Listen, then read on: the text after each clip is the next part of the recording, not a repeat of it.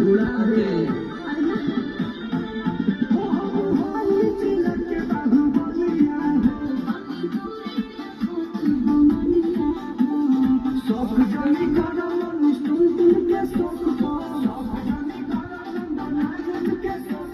रात भर में चाहिए रानी राइफल के नोक को